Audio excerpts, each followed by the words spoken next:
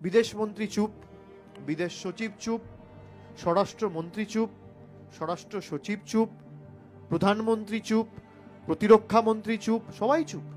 বাংলাদেশের মতো দেশ ভারতবর্ষকে চমকাচ্ছে। বিচার ব্যবস্থা যদি ভীত সন্ত্রস্ত বা পক্ষপাতদুষ্ট হয়ে যায়, তাহলে সেই দেশ বা সমাজের পতন অবশ্যম্ভাবী কেউ আটকাতে পারে। ডায়মন্ড হারবার বিধানসভা থেকে সেবাশ্রয় প্রকল্পের শুভ উদ্বোধন করলেন অভিষেক বন্দ্যোপাধ্যায়। আমতলায় চিকিৎসকদের সম্মেলন থেকে ডায়মন্ড হারবার লোকসভা কেন্দ্রের সংসদ তথা সর্বভারতীয় তৃণমূল কংগ্রেসের সাধারণ সম্পাদক অভিষেক বন্দ্যোপাধ্যায় ঘোষণা করেছিল, নতুন বছরে ডায়মন্ড হারবার লোকসভা কেন্দ্রের বাসিন্দাদের জন্য বিনামূল্যে স্বাস্থ্য পরীক্ষা শিবির করা হবে। এই প্রকল্পের নাম সেবাশ্রয় প্রকল্প। পূর্ব সেই নির্ধারিত ঘোষণা অনুযায়ী বৃহস্পতিবার সকালে ডায়মন্ড হারবার বিধানসভা কেন্দ্রের এসডিও গ্রাউন্ডের মাঠে সেবাশ্রয় প্রকল্পে এসে সশরীরে ঘুরে দেখলেন ডায়মন্ড হারবার লোকসভা কেন্দ্রের সংসদ তথা সর্বভারতীয় তৃণমূল কংগ্রেসের সাধারণ সম্পাদক অভিষেক বন্দ্যোপাধ্যায়। ডায়মন্ড হারবার লোকসভা কেন্দ্র আবারও মডেল লোকসভা কেন্দ্র হিসেবে রাজ্য তথা দেশে সুপরিচিতি লাভ করল। ডায়মন্ড হারবার লোকসভা কেন্দ্রের অন্যতম উন্নয়ন কাণ্ডারি অভিষেক বন্দ্যোপাধ্যায়। ডায়মন্ড হারবার লোকসভা কেন্দ্রের মোট 7টি বিধানসভায় এই সেবাশ্রয় প্রকল্প চলবে। মোট 75 দিন ধরে চলবে এই প্রকল্প। সেই কর্মযজ্ঞের সূচনা হতে চলেছে ডায়মন্ড হারবার বিধানসভা কেন্দ্র থেকে।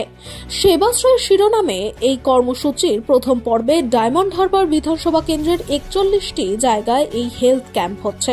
পরবর্তীকালে ধাপে ধাপে ডায়মন্ড হারবার লোকসভা কেন্দ্রের অন্তর্গত বাকি 6টি বিধানসভা কেন্দ্রেও এই ক্যাম্প করা হবে। ডায়মন্ড হারবার বিধানসভা কেন্দ্রের অন্তর্গত মশাট মহাশক্তি, এফপি স্কুল মাঠ, সংগ্রামপুর প্রাইমারি স্কুল মাঠ, নারায়ণপুর এফপি স্কুল মাঠ, সিংহবেড়িয়া প্রাইমারি স্কুল মাঠ, নূরপুর হাই মাদ্রাসা মাঠ, খাজেরপোল হাসপাতাল মাঠ, দেওয়ানতলা হাসপাতাল মাঠ, সাদুরহাট, শেওড়াহাটি, নহলা আইসিডিএস সেন্টারের কাছে, বান্ধব সমাজ ক্লাব মাঠ, নবাসন পীরতলা প্রাথমিক বিদ্যালয় মাঠ, আমিরা এফপি স্কুল মাঠ, মানখন্ড ঠাকুরতলা, কড়াইবেড়িয়া হাট, খোলাখালী হাট, কামারপোল বেনেপাড়া ঠাকুরতলার মাঠ, পাটদহ মোড় উদয় সংঘ মাঠ, বোসপাড়া মন্দিরতলা মাঠ, ওএনজিসি ফুটবল মাঠ, বাগদা তাজ ক্লাব মাঠ ও নতুন হাট মোড়ে এই স্বাস্থ্য ক্যাম্পগুলির আয়োজন করা হয়েছে। প্রতিটি বিধানসভায় মাসে 10 দিন করে স্বাস্থ্য শিবিরের আয়োজন করা হবে।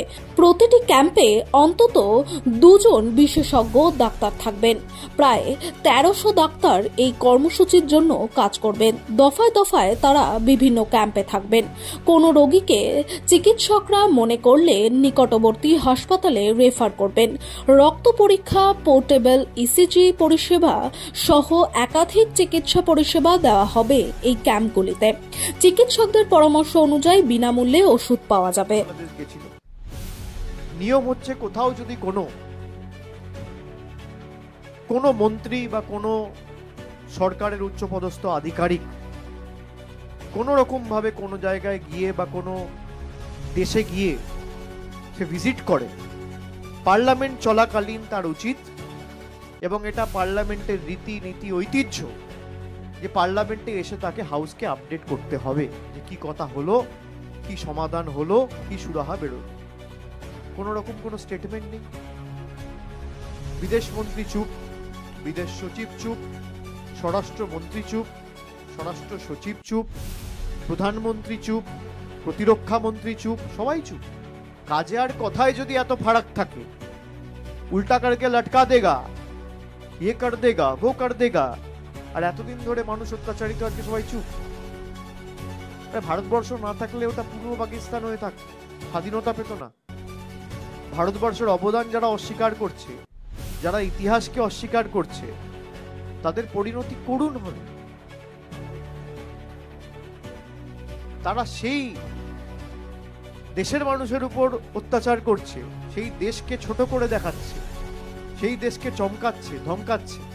কেন্দ্র সরকারের উচিত না? তারাই তো বলে নেশন ফার্স্ট, বিজেপি তো বলে nation first, party second, self last. কোথায় নেশন ফার্স্ট? কোনোদিন শুনেছেন 2014 আগে বাংলাদেশের মতো দেশ ভারতবর্ষকে চমকাচ্ছে, ভারতবর্ষকে শাসাচ্ছে, ভয় দেখাচ্ছে।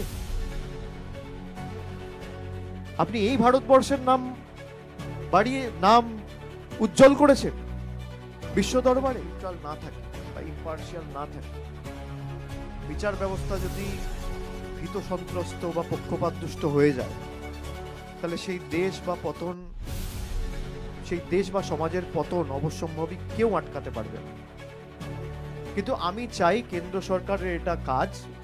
দলগতভাবে আমরা আমাদের অবস্থান একাধিকবার স্পষ্ট করেছি যে কেন্দ্র সরকারের উচিত বাংলাদেশের যে অন্তর্বর্তী সরকার এখন রয়েছে তাদের সাথে কথা বলে এই গুন্ডামি, অত্যাচার, মস্তানি, রাহাজানি যারা করছে এবং বাংলাদেশের সংখ্যালঘুদের উপর, নিরীহ মানুষদের উপর ঘর ভাঙা, মন্দির ভাঙা, তাদেরকে আক্রমণ করা, বাড়ি ঘিরে রাখা, এই নৃশংস মর্মান্তিক অত্যাচারের কাহিনী যারা নতুন প্রত্যেক দিন রচনা করছে, তাদের বিরুদ্ধে কঠোর ব্যবস্থা যাতে সেই অন্তর্বর্তী সরকার নেয়, এবং সেই স্টেপটা আগে আমাদের কেন্দ্রের সরকারকে নিতে হবে।